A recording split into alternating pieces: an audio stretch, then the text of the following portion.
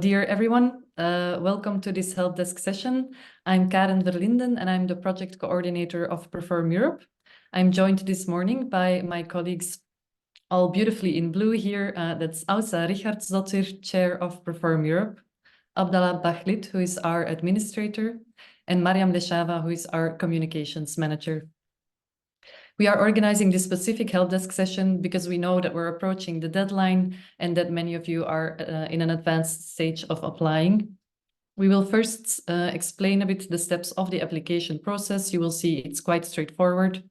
And then we will take the time to look at the application form, the questions in the form, and the technical aspects of it. And then we will do the same for the budget form. The presentation should take about 30 minutes. And after that, we will have a plenary Q&A session for you to ask us all your questions. The idea this morning is really to focus on the application process. So if you would have more general questions about Perform Europe, its priorities, the eligibility criteria, the timeline, we invite you to join the upcoming help desk session that will be on next Tuesday, 19th of March. And we have also planned the last one that will be 1 week later on the 26th of March, again, 10 till 11 Brussels time in the morning. We will share the slides that we present today on our website on the open call page under downloads, if you would like to revise them again. And you may have noticed that we are also recording the session. We will share it on our YouTube page within a few days after the session. All right, let's get started. Perform Europe is a program to reimagine international touring of performing arts. It is a funding scheme for the performing arts sector in all Creative Europe countries. The open call of Perform Europe was launched on the 1st of December and remains open until the 31st of March, which is, of course, by now quite soon. There's 2.1 million euro available that will be granted to at least 35 successful partnership applications.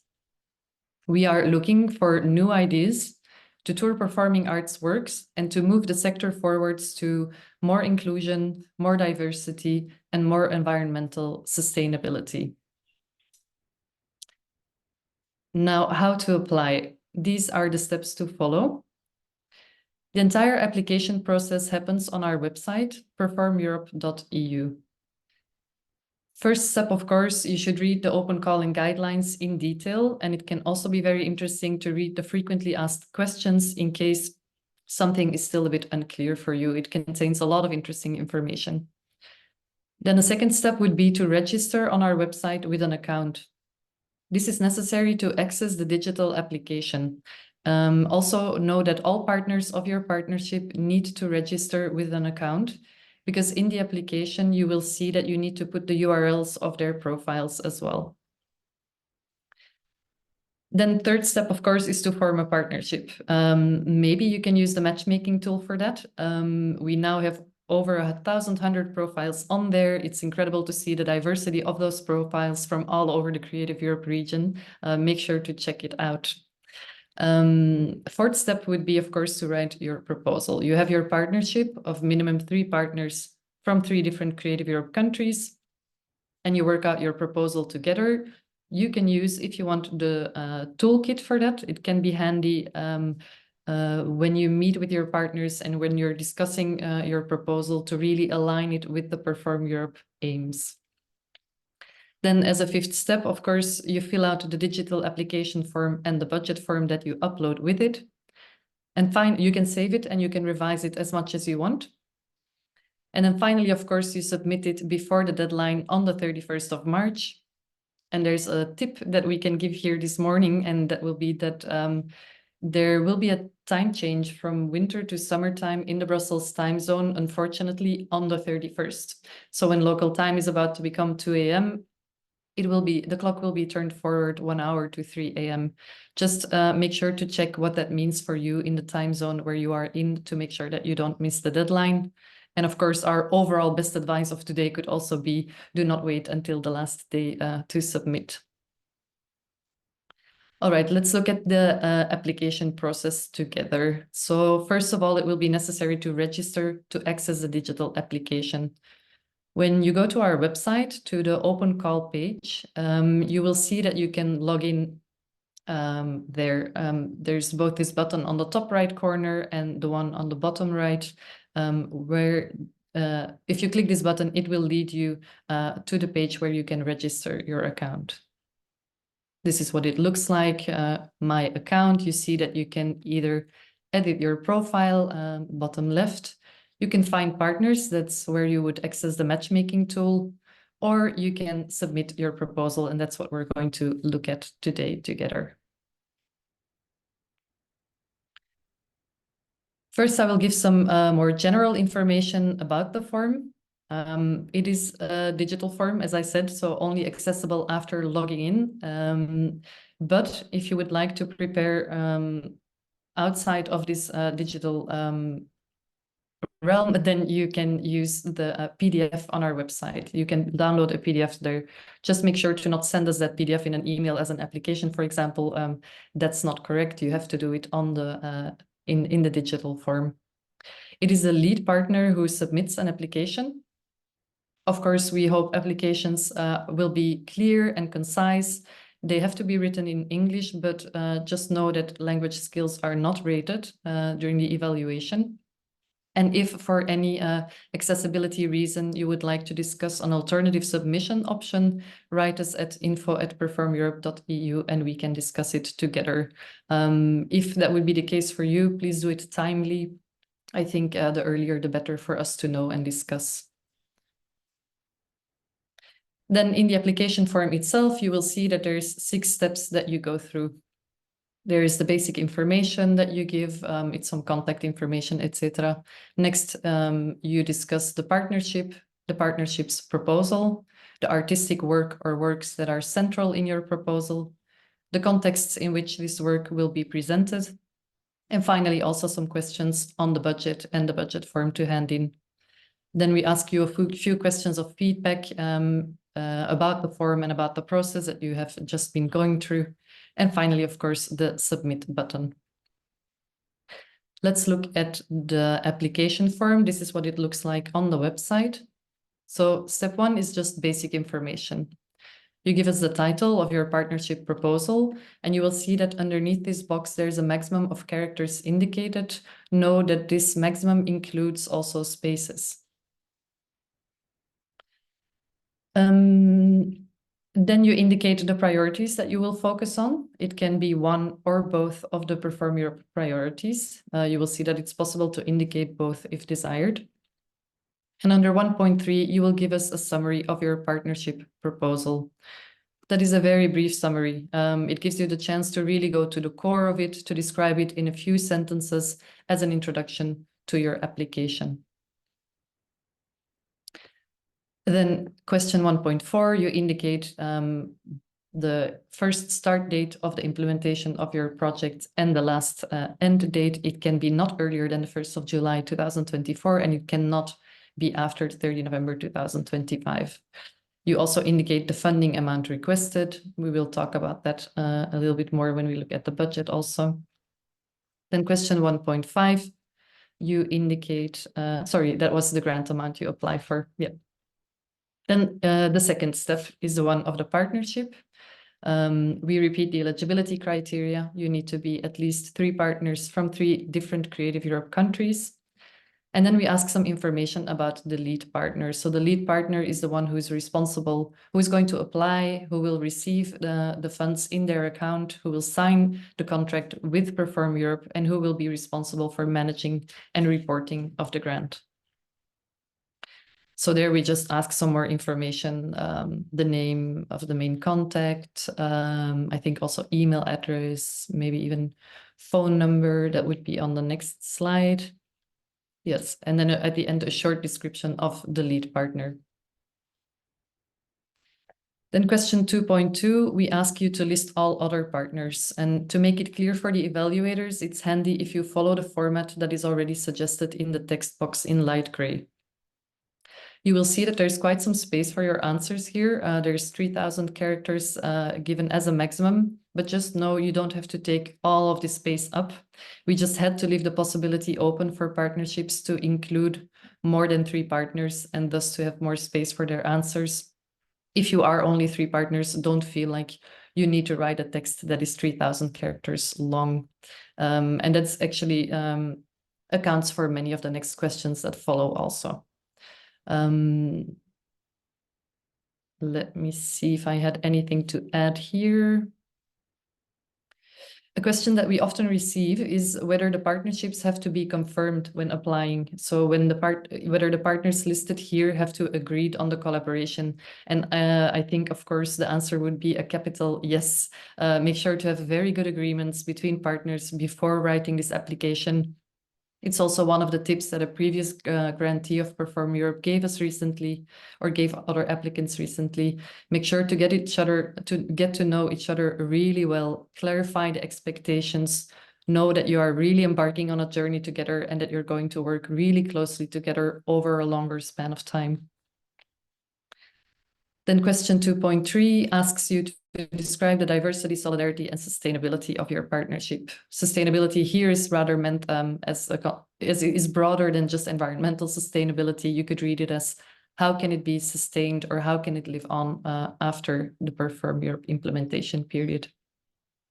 You will see that under each question, there's sometimes sub-questions in light gray or just some more context that can make you understand the questions better.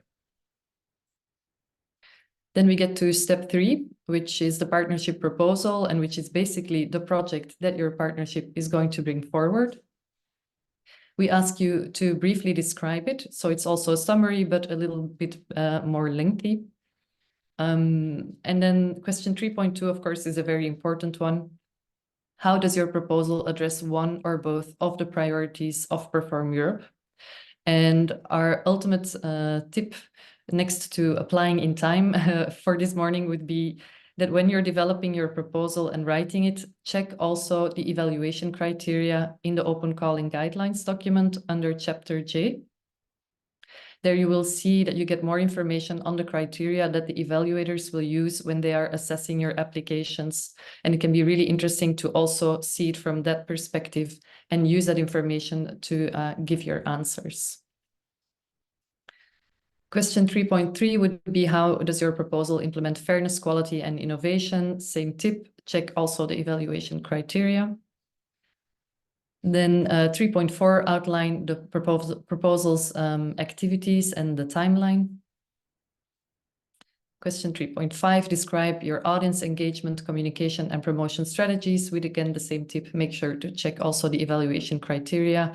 And this text underneath in gray can also give you a good indication of the information we're looking for. Then we're at step 4, where you present, introduce or you give more information about the artistic work that will be toured. It is at least one.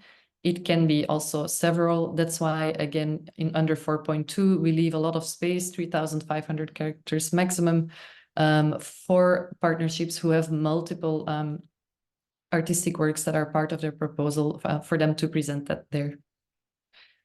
But it's not necessary to take up all the space. And then step 5, presentation contexts. It's a bit the same as with the partners. We propose you to do it according to this format. We have been asked if the presentations need to be agreed upon before applying, and that's also an absolutely capital yes as an answer here. The presenters need to have confirmed their engagements before you apply to Perform Europe. Then step 6 is the budget, the last step. You can download the budget template there. You can also download it from our website if you want, under downloads on the open call page. You upload it here under 6.1. Please upload it as a Excel document and not as a PDF or another format, because it will be much handier for us to work with the budgets if we receive them as Excel. And then under 6.2, you're asked to briefly describe the topics that your partnership would like to receive training on. You can save and, under 6.3, you can give an explanation of your budget also. And then you can save and resume later. or you can click next, and then you will see that we ask you for some feedback about the forums, the tools, how you have heard about us. It's very short. And of course, finally, also the submit button there. Once you submit, you will receive an email from us to confirm the reception of your application. Now, let's look at the budget form that you had to upload under this last step 6. First of all, also just some general information. As a tip, we would make sure that all your answers are really logically reflected in the budget. Use the same words, try to make it as clear as possible, and make sure that this budget is a realistic translation of the plans that you have just described above. Fairness is a baseline principle for Perform Europe, so it's a principle along which we expect you to build your entire project, your partnership, and also your budget. You decide together with your partners what fairness means for your specific contexts. There are 2 tabs in the Excel form. There's one for expenses and one for income. Make sure to fill out both of them. Only then the budget is complete. The budget should be balanced, which means that the total on the income side should equal the total on the expenses side. The grant can cover 100% of the costs if that's needed. Co-funding is also possible, so that means it is possible to combine a Perform Europe grant with other funds for your proposal. Those can be national, public, or private funds. However, you're not eligible if you receive EU funding for the same proposal. In case that a performing arts work would have received EU funding for its creation, your application is eligible provided that this funding has ended before the 1st of July 2024. Then the lead partner, as I mentioned, receives the grant and also signs the contract. When there's in-kind contributions from partners in your project, don't present those as numbers in the budget because they're actually not invoiceable amounts. If you want us to know about it, you can explain us under question 6.3. If you would be working with partners or yourself be outside of the Eurozone and you would need to make conversions, you can use the Infor-Euro converter of the European Commission. Then if you can deduct VAT, maybe you're a self-employed person or a registered company who can deduct VAT, then you should show the amounts in your budget excluding the VAT. On the other hand, if you need to pay a VAT, make sure to include it in your budget. And then also, yeah, as I mentioned before, make sure to upload it as an Excel and not as another format. And on the right side here on the slide, you see that if you add lines in the Excel budget, that is possible. Keep the structure, so keep the different chapters A, B, C, and the subdivisions of them. But if you add lines, that's possible. Just always check that the formulas are still correct before you hand it in. When you draft the budget for your Perform Europe proposal, know that a grant can cover the following costs. Staff costs for the coordination of the project, so of the Perform Europe proposal. Travel, accommodation, and subsistence of everyone involved in the presentations. Also the artistic fees and salaries of everyone involved in the presentations. Any subtitling and translation fees. Copyright fees. Venue and equipment rental, costs for transport of equipment, including also insurance and permits, costs for organizing parallel activities like workshops, masterclasses, ateliers, other activities where you will connect with local communities. And then there's lines then there's a line for specific accessibility costs. And those are costs that you make to make the project more accessible for people with disabilities, whether as artists, as art workers, or as audiences. And those expenses can, for example, cover services such as sign language interpretation, captioning, accessible facilities, sensory-friendly presentations, assistive technology, and so on. Then there's also a line for specific greening costs, and those are expenses incurred for implementing environmentally sustainable practices. The costs can, for example, include energy-efficient processes, lower carbon travel options, materials made from sustainable sources, costs to improve carbon footprint, and any other, of course, innovative idea that you might be bringing to the table. You can also include communication and marketing costs. And finally, there's the training costs, where you should know that each partnership is obliged to use at least 1.5% of their requested grant budget for training. And the training should revolve around a key priority or key priorities that the partnership will address, and should aim to align, and this training should aim to align the partners in terms of skills and knowledge about this topic. Perform Europe will provide a list of potential trainers with different expertise, but only after the projects have been selected. So we will do that based on the description you have given of the topics that you would like to receive training on. You're also free to select your own trainers if you know of any good organization or people who can do that for your partnership. And then finally, the last cost post is other. For example, that can be a contingency for unexpected costs or any other that you need in there. Important to note is that a Perform Europe grant does not cover the production costs for new creations. So proposals need to include a finished artistic work, a finished artistic production, or a concept that is ready to tour and to be presented across borders.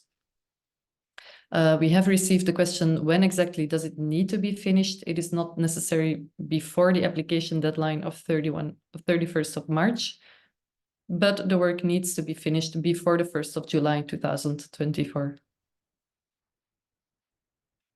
And then on the income side, it's quite simple. You list the Perform Europe grant that you request. It is 12, 32, or 60,000 euros, and it cannot be any amount in between. It's one of these three.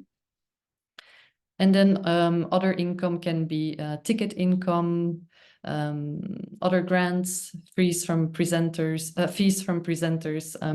This is possible to have other income, but it is not required. And make sure, of course, to not have double funding. Okay, this leads us, and this is just, we will go through it quite quickly because it is just a visual translation of the different categories that I have just mentioned. I will see if there's some information on here that I have not mentioned. Yeah, maybe only that it is not obligatory to fill out all the lines. It is just necessary to fill out the lines that are relevant for your proposal. And the other comments I have mentioned. So first you have the personnel costs. That would be the partner staff costs for coordination, the fees and the salaries for the lead partner, or the other partners who will be coordinating the implementation of the proposal. On the next slide, or the next chapter of costs is B, travel, accommodation, and subsistence costs, where you can specify which ones they are. And subsistence is also known as per diem or shared meals or catering or other. Then chapter C would be the salaries and fees. So for the remuneration of everyone involved in the presentations, they can be artists and technicians and producers, but also box office support, hosts, and others. You can list costs for certain subtitling, copyright fees, translations, and other fees or salaries where you can add lines as much as needed.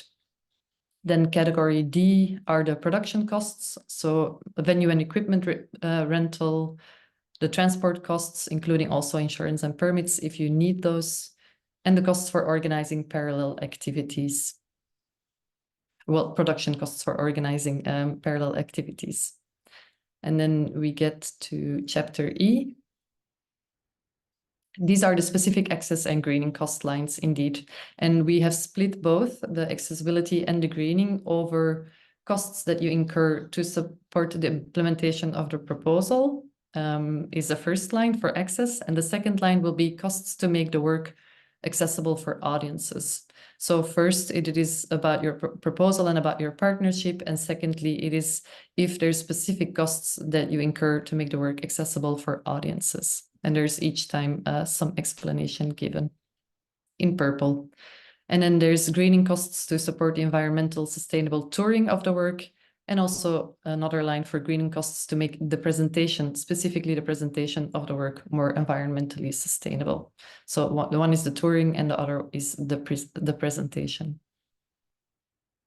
And then we get to the final categories that I also mentioned before, the communication, the training, and other costs, which can be a contingency for unforeseen costs. The total costs here, of course, should be the same as the total income. And I think we can look at the slide of the income as well. Yeah. So here you list the Perform Europe grant that you request, and you list all other income. Can be fees from presenters, ticketing income, other funding. That's it for the budget form. So when you have filled out your entire application form, uploaded the budget form, and submitted, you will receive an email stating that we have received your application. Next thing that happens is the eligibility check. The Perform Europe team will check if your application is complete, whether it was handed in time, etc.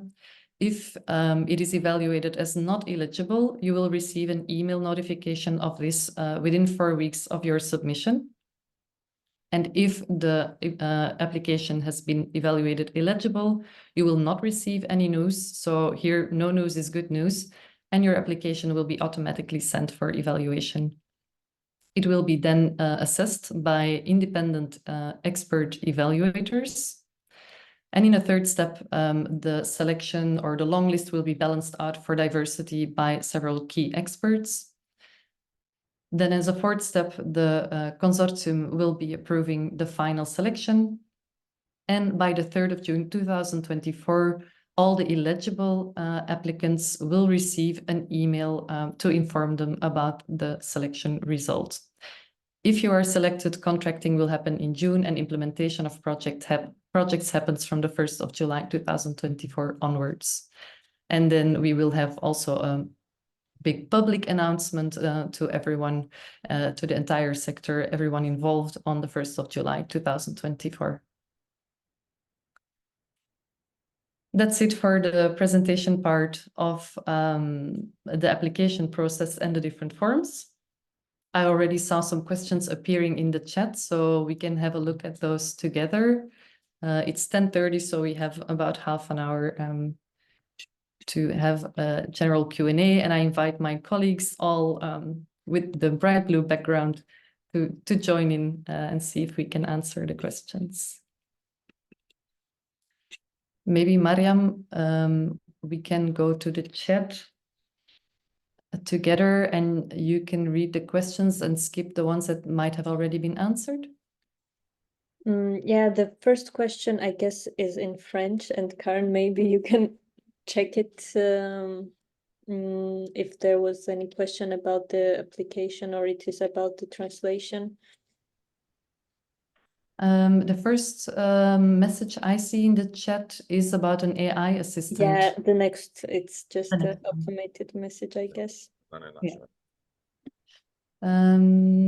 I see the next question for me that I see is from Marta, asking, do we have to have written agreements with the partners on Zooming, emailing, spoken is okay?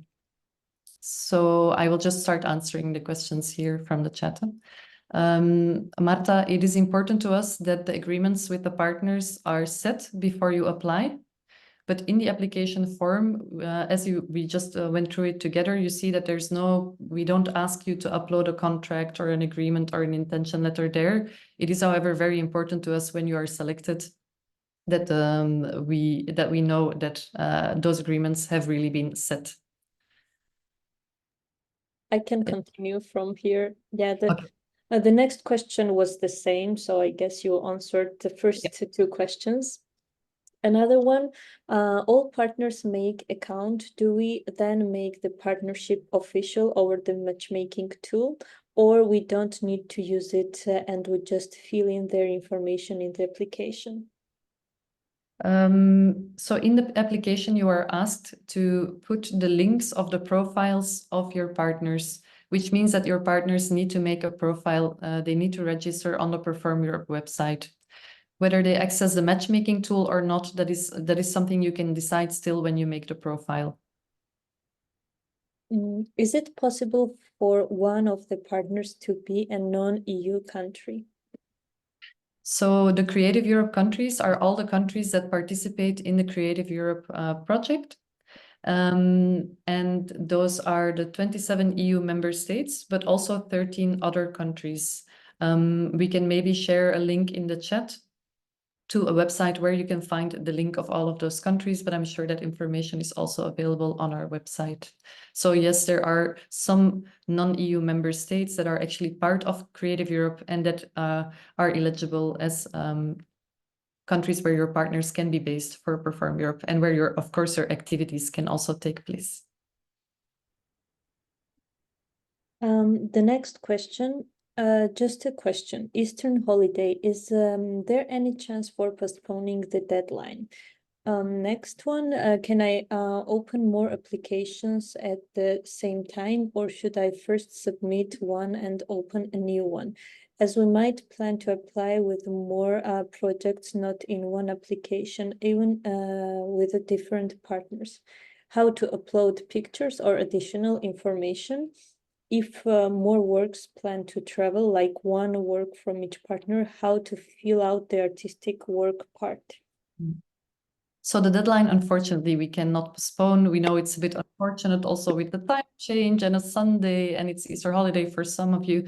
But that is said, it will be the 31st of March at 23:59 CEST at that moment.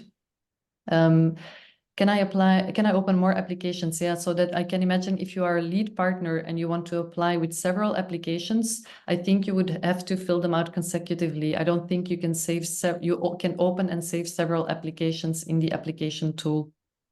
You cannot upload any pictures or additional information if it is not with a link. Because otherwise we want to really keep this process of applying and of evaluating also, on the other hand, very smooth, very, very easy, so that we can have a good process there. So that's why we don't ask you to upload more information than is asked in the application form. If works plan to travel, how to fill out the artistic work. I'm not entirely sure what you mean by that. If you mean that there would be more than one work, and one Yes. is Yes, that would be my question. If there is more than one work, how to fill out the sample? You will see that we allow for that in the text box of that question. So you can just list the first work, the second work, the third work, each time following the same structure. And there's really enough space. I think there's 3,000 or 3,500 characters to answer that question. So that should be enough to do so. So all in one box. Yes, exactly. Yeah. Okay, thank you very much. You're welcome. So Karen, for the next question, maybe we can also switch to people who raised their hand to have more interactive procedure. That's a good idea. Yeah. Diego, I see your hand, please. Yes, hello. So I have two very first questions, maybe one more complicated. So first question for the budget, cost for organizing workshop. Does it include the fees of the leaders, or the fees of the leaders goes into the fees in the box above? And what do you mean, the leaders in the context of the workshop? The leader of the workshop, leader of physical theater workshop, that will do it open work, following also the artistic work. Yeah. I think you can split the production costs for the workshop and the salaries for the workshop. And so the salaries you can still show under the first chapter. Okay. Production costs you can show under the chapter of the production costs. Okay. Are there any set amounts for per diems following European Union guidelines, let's say, or like we can just put an average per diem for the different countries for the artist? Yeah, I think the EU does specify maximum amounts, and I think it would be good to not go over those maximum amounts, and otherwise up to your partnership to agree on what is fair per diems for everyone involved. Okay. You agree, Abdallah? I'm looking at you for confirmation. Yeah.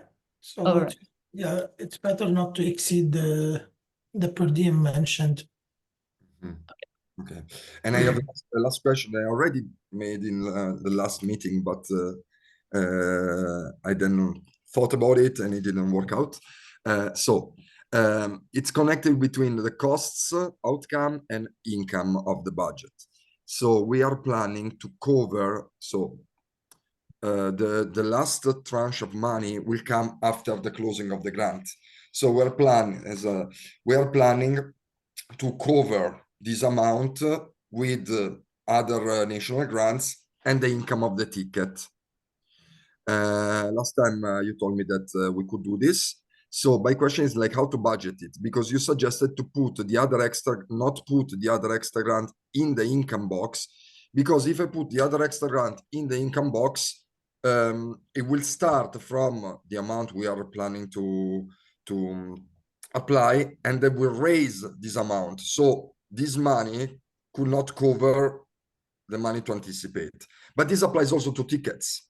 If I make a preview of income from tickets and I'm applying for 32,000, this ticket will be in the income box added to the 32,000. So it means that I cannot use that. I later have to invoice you for 34,000, 36,000. So I want to manage to use this to cover the amount of money that I need to anticipate.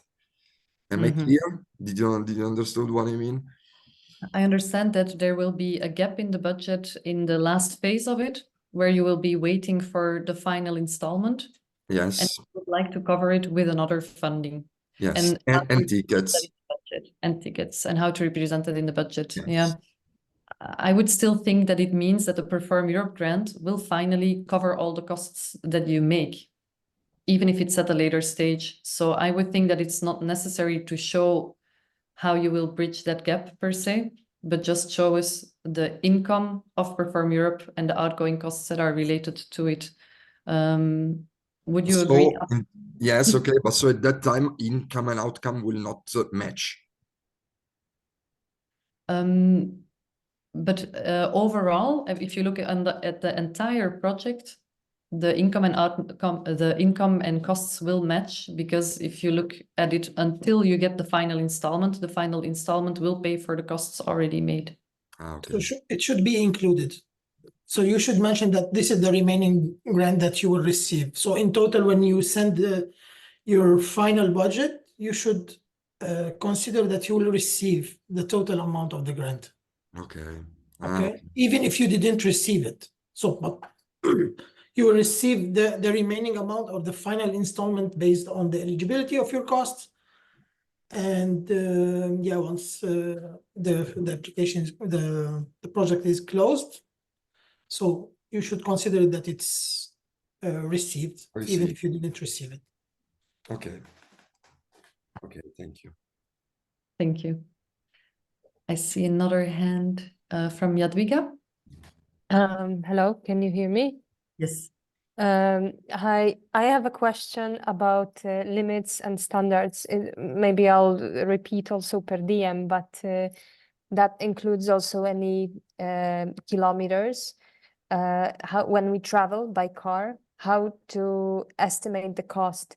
Can we just take a bill for the fuel and that's enough? Or do you have like a standard cost per kilometer per country, or by maybe pan-European, just to help us estimate properly. And the same question with per diem, you referred us to EU standards, but there are different standards. Like recently I checked on EU pages, different projects had like, I know that there was a change in per diem, the regulation change in 2017, and some projects go with the older per diem, some with the new ones. So just, so everybody feels fair, can we get this info? Like, okay, this is a standard, this is our guideline.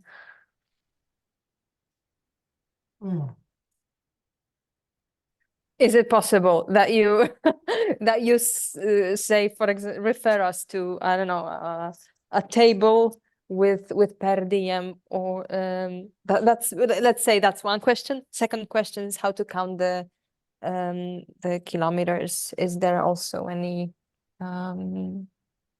standard per country or for the whole Europe? Do you have an advice on that, Abdallah? I think we can share information about this the tables or which rates. Okay, we will do it in the frequently asked questions document so that everybody has access to it. We will update it soon after the presentation, and we will make sure that if anybody receives any link, everybody receives the same link Yeah, great. to check them. Yeah. Is it possible, like, to update this FAQ if people ask the same question and Yes, then we do that. super. Yeah, thank you very much. All right, I see another question from Fee, or a hand from Fee. Yes, I have a question about the form. So I see this E, specific access and greening costs. I'm thinking about, well, I would like to work together with people in Romania, and I'm from Amsterdam, so it's it would be easy to take the airplane, but I would like to take the train. So then it will probably cost more and also more time. But in the section travel cost, I put the travel cost. But how do I specify that I do this extra effort to travel more green? Yeah, this is a question we get sometimes. For example, also when you book accommodation for someone with a disability, it might be more expensive than the regular accommodation you would have otherwise booked. So there, I think the most important is that it is represented in your budget. And if you would really like us to see that this is an effort for environmental sustainability or to make the project more accessible, you can put it under there as well. But in the end, it's the most important that it is included in your budget and that it is clear for us. Yeah, so in the E section, I have the feeling maybe I don't know what to write there, but I have already put the cost in other sections, and I could explain why I do this and why it's more expensive than, for instance. Yeah. And then you can use the question 6.3 in the application form to give some more information about that. Yeah. So I make an explanation that, okay, the travel cost is more because I want to go by train instead of by airplane. Yeah. Yeah, and if you would put it under specific access and greening costs, you would actually make that visible by putting it there. But it's also possible to not put it there and then explain it in the application form. Yeah, because otherwise it's get a bit blurry, maybe. Yeah. Okay. Okay. Sure. Thank you. Thank you. Another hand from Luisa. Hi, everybody. Good morning. Good morning. Can you hear me? Yes. Okay. I want to know something. We are not a society. We participate like individuals. Okay. So if we get money, how do we pay our workers? In a legal way, with the white-old tax. Yeah, that is something that we don't set standards for or regulation for, because it's very specific to each country also. In some countries it is possible, in others it is not.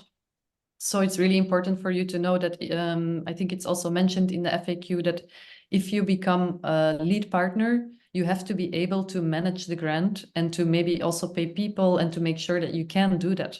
Yeah. Otherwise, you would maybe need to find another lead partner. Yeah. I think we can do like not a society with the white holding taxes in Italy. Mm-hmm. And the same, I think we are trying to work in French in Spain. As an individual, we can pay all the workers the same. Yeah, it is for you really important to find out if that can be legally and administratively handled by you as a lead partner. Yeah. So in the same way, what kind of reporting cost have we to do to you? With all the tickets, with all the payments, with everything? Yes, we will ask a financial report and you will have to prove all the expenses made under the project and to be able to deliver all the proof of all those costs as well. Okay, so if we pay all the workers like this, we need a sign of every worker, every actor on a paper that he get this money. If you are transferring the money by bank transfer, then the proof or the bank statement is of course. Yeah, but I mean anyway, we need a receipt for our fiscal administration. Yes, but by the bank account we pay everybody, and we have an idea of paying a little amount because we want to give for equity all the same money to everybody, but to people who participate to some workshop, we want to pay a lower fee. Okay, and in the same way we do bank account transfer. Okay. Yes, but of course, still under legal contract and under following principles of fairness.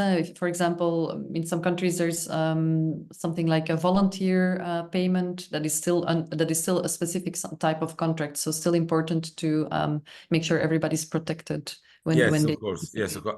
I'm talking about the difference between the workers and actors and people who participate. Women who participate to some workshop. We want to give a little fee to them, but it's not like a job for them. It's just for an income and for sharing this money. You know? Yeah. Make sure to explain also in the budget why you make those why you make those decisions. Yeah. Important information for us. Thank you very much. Thank you. And then there's a hand of Reka. You're muted, Reka. Sorry, hello. So one of my questions has been answered about the per diem, so I will also check out the FAQ.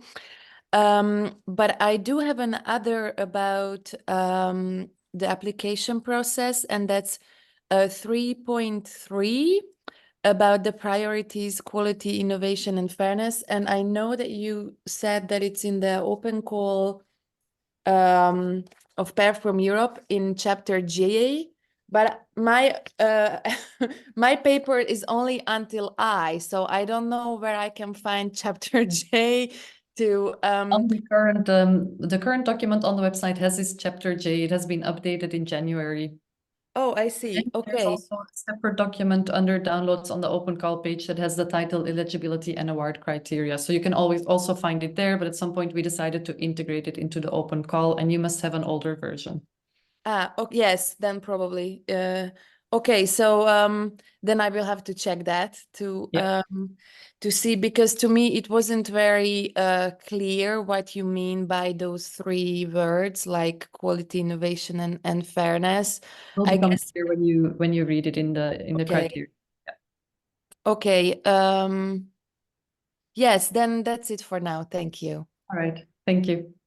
I see we also have a lot of questions in the chat. Yeah, I am also going through them and answering some, but I noticed there are several questions repeating. I would just read out loud one of them. It's about training. And the question was to give more information on the training part of the budget. Is it self-organized, or does Perform Europe provide resources? So we ask each partnership to describe in their partnership what are topics that you, maybe because there's a bit of an imbalance between the partners about the knowledge of certain topics that you're going to work on, then it can be interesting to get training together as partners about these topics. And so we ask you to at least, it can be more, but as a minimum, allocate 1.5% of the grant that you ask from Perform Europe to dedicate that to training. There should be a training aspect to your proposal. And it's up to you to decide on which topics this training is. It's also up to you to decide who you would like to invite as trainer. If you want us to propose a trainer, that is also possible, but that is something that we just do when the proposals have been selected, because then we will look at the topics that you're looking for training for, and we might be able to propose some people or organizations that we know of that are good at this. I hope that's a clear answer. I don't know, Elsa, if you would like to add anything about the training.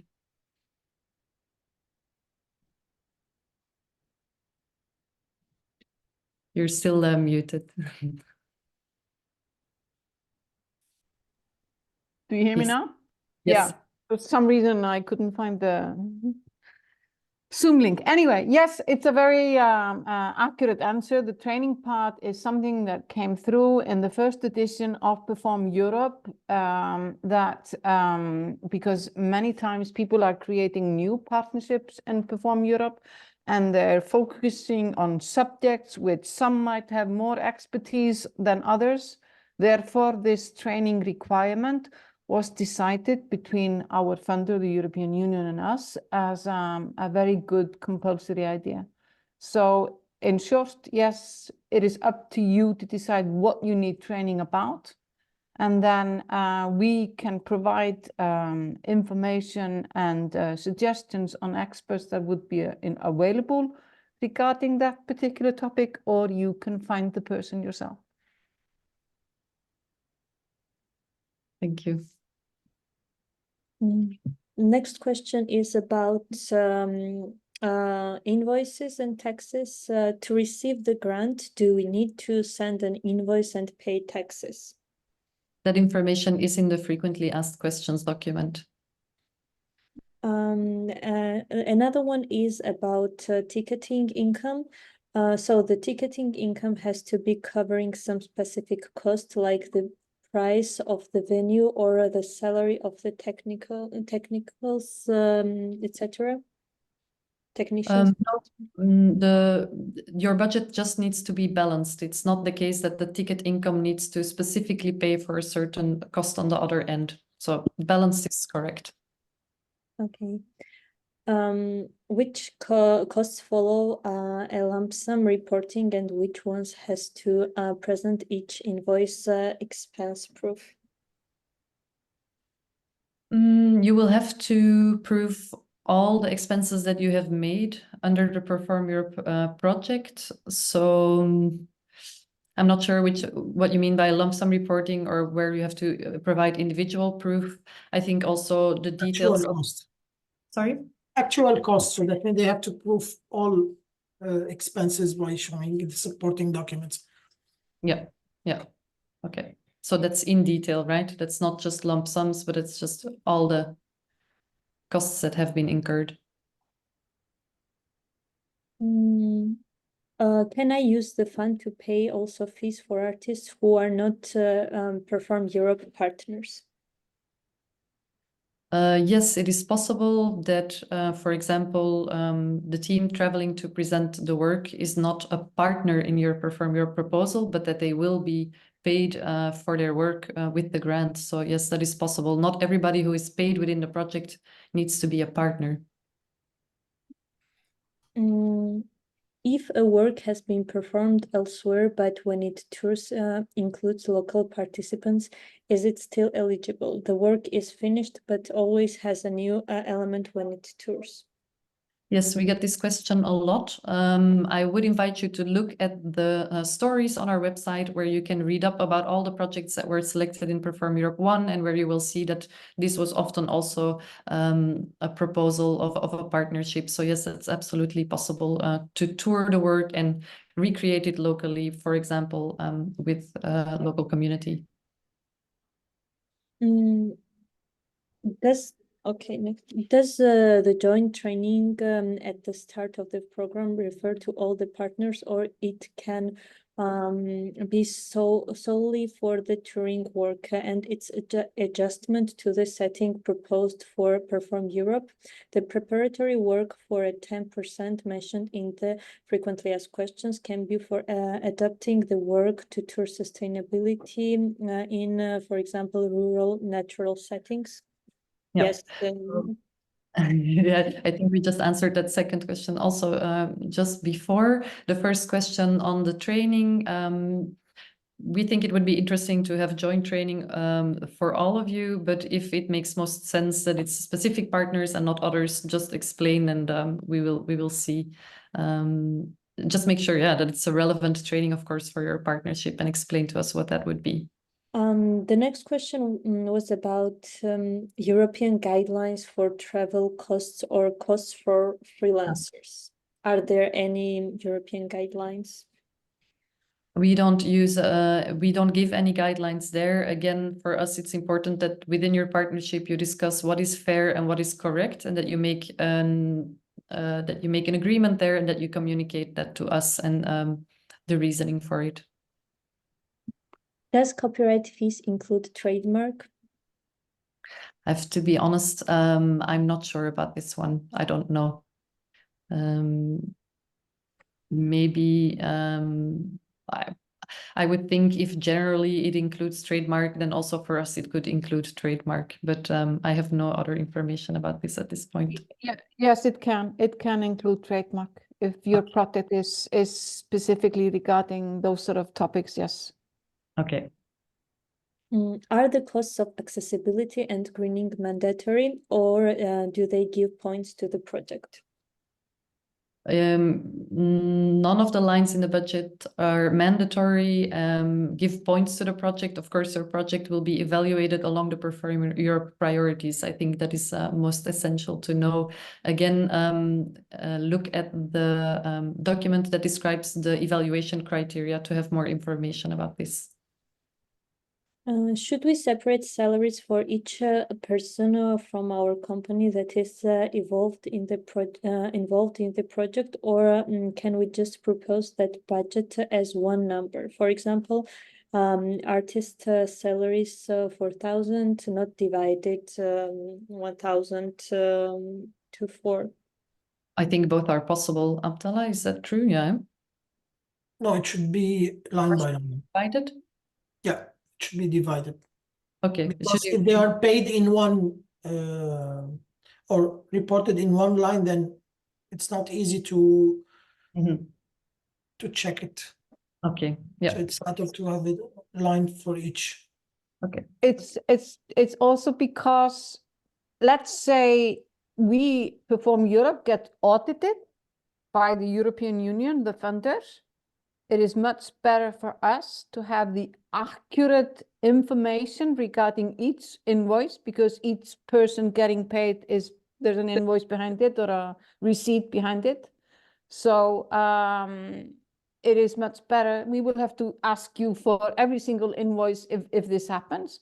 So if you think about your project, so where are the costs and how are they divided? And if you provide that in the budget in a clear way, it is a much better way also to control and estimate costs.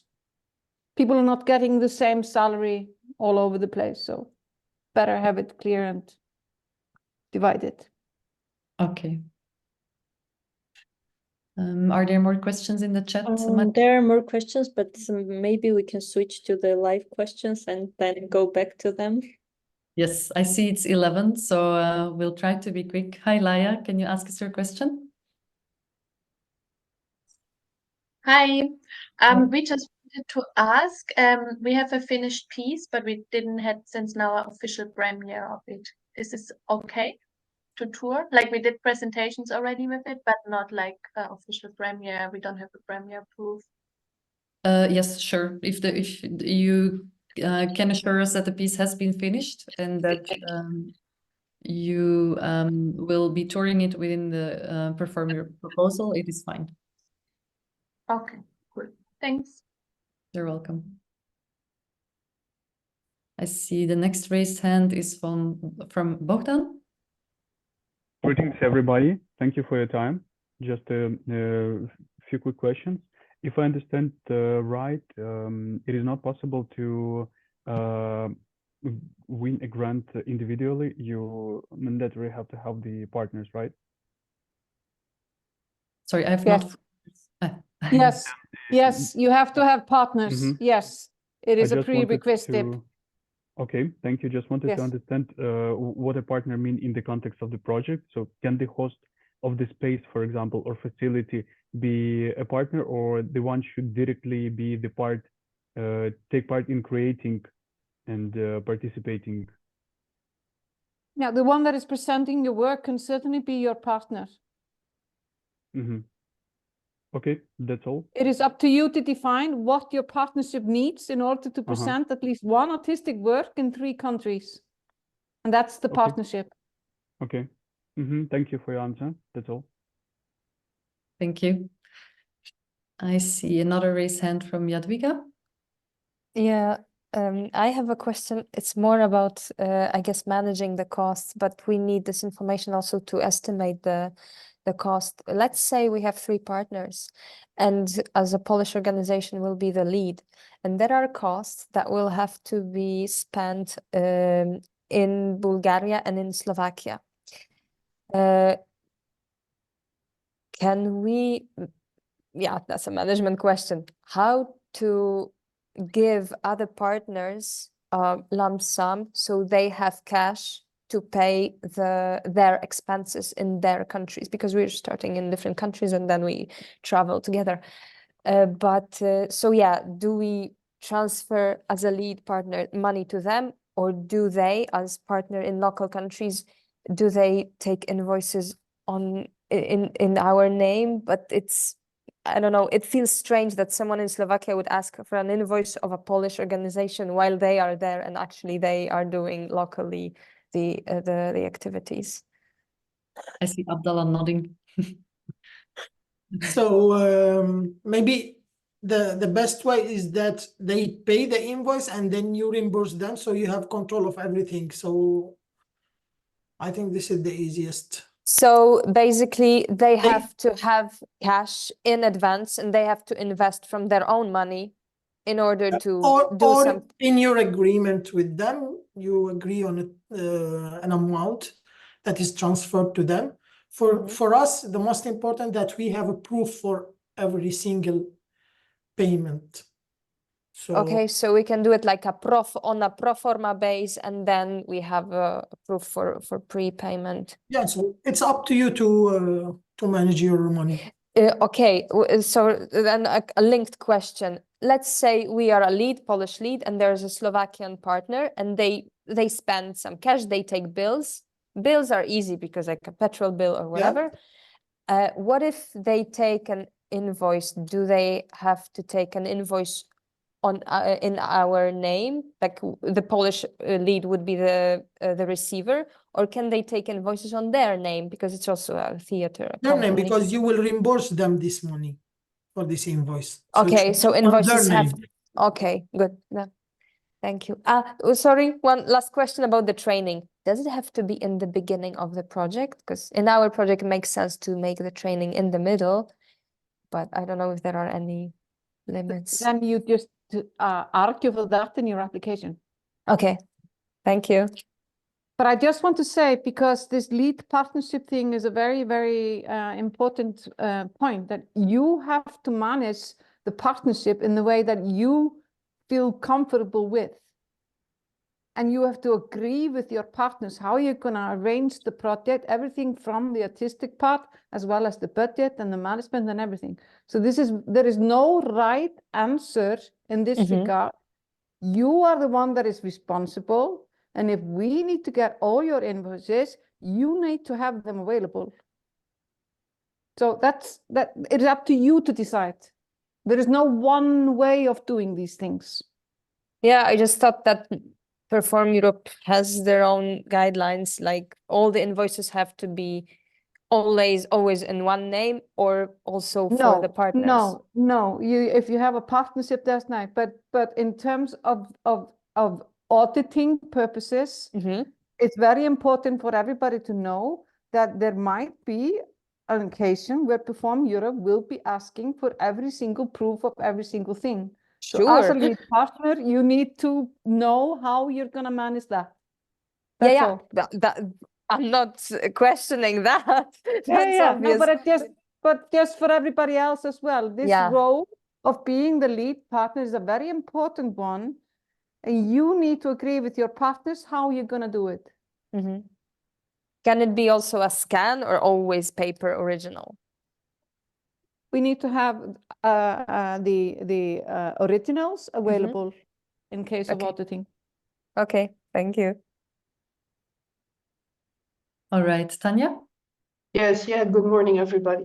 My question is about the partners. In case we have partners in 3 different countries, does the activity then also has to take place in these 3 specific countries? Or can it be in other countries? The presentations of the performing arts works can be in the countries where the partners are based, but also in other Creative Europe countries.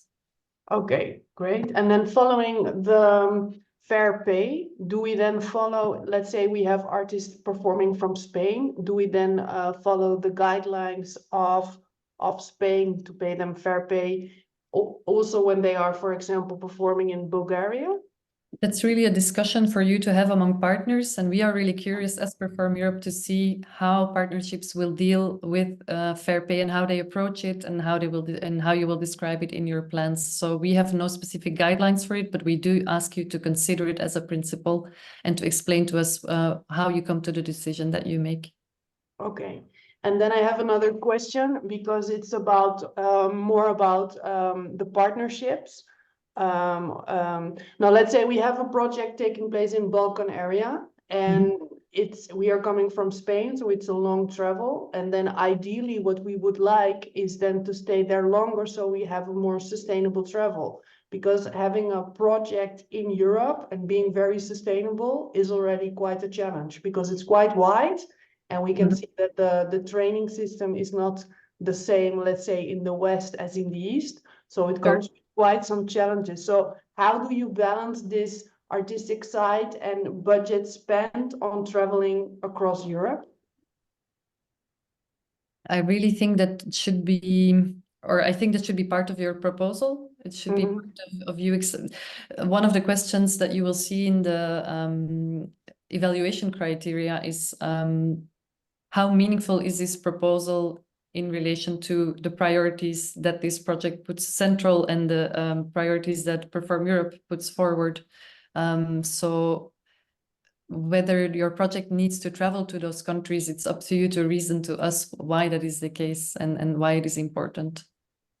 Is that a sufficient answer? I'm looking at Asa also. Yeah, it feels very... No, yeah, I mean, it is really up to you. Yeah. If for you it is important to stay longer in a country for certain reason, for whatever argumentation, you just make that argument. Yeah. Okay. Cool. Thanks. All right. Thank you. I have been checking the questions in the chat, and I think most have been answered by now because a lot were a bit similar. So we can go to Carmen. Hi, Carmen. You have a question for us? My question. I'm sorry. There, somebody's mic is still open. It's not my mic is open, but it's not mine. You can... Okay.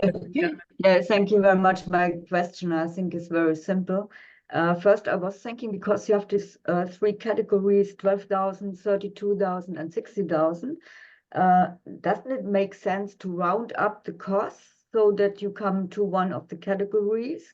And then when you prove the costs, then you have the final sum. Is this like you meant it? Yes. Yeah. So we can make a rough calculation and round up the costs, like and see then what are the expenses are. Not that we make a calculation like 48,000, for example, and we are in the mid of the categories. That's what I mean. No, yeah. So your total budget needs to end up either in one of these categories. Yes. Okay. Yeah. Okay, that's very simple. Oh, okay. Thank you. That's all. Thank you. Looking at is there a maximum of number of partners? No, I'm looking at the questions in the chat and also answering them gradually a bit. But I think most have been replied to. Yeah. If there's any question that hasn't been replied to in this session, know that you can write us at info@performeurope.eu and we will reply to you as soon as possible with our answers. The questions that have returned here a few times will be added to the frequently asked questions document. And also, as we mentioned, we will share that link to per diem amounts because it's a question some of you have also. I would say we can, it's fine for me to look at a few last questions here and to end in about 5 minutes. Of course, if you already have to go because you only had planned 1 hour in your agendas, don't hesitate to do so. Be welcome at one of the next help desk sessions. That would be on the 19th of March, next week, Tuesday, same timing. or on the 26th of March, also same timing. And yeah, of course, we hope to see you back and to see you become part of Perform Europe and to see your applications appear at some point. Thanks so much for joining us this morning. I will now ask Walter, you have a question? Yes, hello. Thank you so much. I just want to connect to the questions what Jadwiga already asked. The other partners are from the former Yugoslavia region, and they used the day oven local money. So my question is how we can after then make a deal to the report, how we can use the courses or what we should do on this situation. If we will have the invoices on a day of local money. Yeah. So you mean that you will have proof of costs, but they won't be in euro? Yeah. Yeah. So you can use in your proof of expenses, you can use this proof of the cost and also make the calculation to euro with the converter. I've shared the link before. It's in the presentation also. I don't know it out of the top of my head now. And you do it on the day that the expense was made. Okay. So converter for the day on which the expense was made to make the correct conversion to euro to report to us. Okay, thank you. Thank you so much. All right, you're welcome. And then there's a question from Pei. Yes, hello, good morning. So my question is, just now I heard from you that we have to make individual costs, like costs, let's say for artists' cost. So in the presentation of the budget, do we already need to individualize the cost? Or is it possible to first put a lump sum and then when we present the invoice to you, we present it as individual cost? So the question is actually to already divide it in your budget so that when the proof of costs is given, it's much easier to compare the one to the other. So to already go in detail in your budget and not go for a lump sum, but really already show it as divided over the different people. And if we want to pay also local performers, but we don't have them now, so how do we deal with this situation? Because I do not know who is coming yet. So we only know maybe 1 month before we are going to implement the project. So, and that I cannot put it in the budget, for example, individualizing. Then you make an estimation. But as a lump sum or as individual? As individuals, expected costs of each person that you're going to hire. Okay, so also an estimation of the number of people involving. And then when we have, let's say, more people or less people, when we submit the report, we will adjust accordingly. Is it like this? Yeah. Yes, if there's a change in the budget, you just explain it. Okay, understand. Thank you. Okay. Walter, I see your hand still up, but that's maybe from before. Or do you have a next question? No, I don't. It was before. Sorry, I am cancel it. That happens. No, it's fine. I see that Mariam has posted in the chat here a lot of useful links to the account registration, to the application form, the budget form, all the documents, the one with the open call, but also the one with the eligibility and award criteria. That is by now also in the open calling guidelines document. The resources, really interesting to check. That's research, that's handy guidebooks about the topics that Perform Europe focuses on. You can find them all there, categorized per topic. The matchmaking tool, of course, also a video on how to use it. And then the toolkit to come together with your partners and formulate your proposal. And also the link to the converter. Thanks so much, Mariam. So Walter, for you, make sure to copy it. I see one hand from Milan. That's the last question we'll answer in this session. Milan, you can ask us your question. Okay, thank you, Karen. My company is making a mobile application, and is it possible, so many people involved, I don't know, 5, 4, 6, maybe more or less, is it possible to go to the budget as one price, as one number? I think it's a bit a similar question to the previous one. Yes. Yeah, try to individualize it as much as possible. So for reporting and for us to check, yeah. But is it okay just to say cost of mobile application, making mobile application? For the development of the mobile application, Yes. might be also one invoice, maybe then, or it would be separate costs. Well, may I just say that is the cost for developing mobile application? Yeah, to me it seems okay then to show it as a lump sum. If it is not possible to split, then show it as a lump sum. Yes, it's because we're a company. It's really difficult for me to make 1, 2, 3, 7, or 6. I don't know what kind of agreement and so on. So it's a little less difficult to explain in that way. Yeah. Understood. Okay. No, then you show it as a lump sum to us if it's not possible to split. Okay. Thank you very much. And I see Camille, you've also raised your hand. Okay, I'll take this as a last question. You can ask. Hello, thank you. Sorry, but it's about the training. The question has already been asked, but I don't quite understand the training costs. What are they for and why, please? I'm not sure if I can give more information than I've given before, and you were in the session when I explained it. So there's also more information to be found on it on the in the frequently asked questions document. Because we get the question sometimes, so it's already there. What are the training costs for? The idea is that with your partnership, you have to include some training in your proposal, and 1.5% minimum of your budget should go towards this training. In the application form, you will see a question where we ask you to explain to us what are the topics that your partnership would like to receive training on. Do you propose someone or an organization to give you that training, or would you like us to propose someone after you have handed in your application? That's a bit the basis. But maybe just to repeat what I said before is that this is based on our experience in Perform Europe #1. We found out in Perform Europe #1 that the selected partnerships run into challenges and problems because they were working together, they didn't know each other very well. Some had more expertise on a topic than others, and then some problems arose.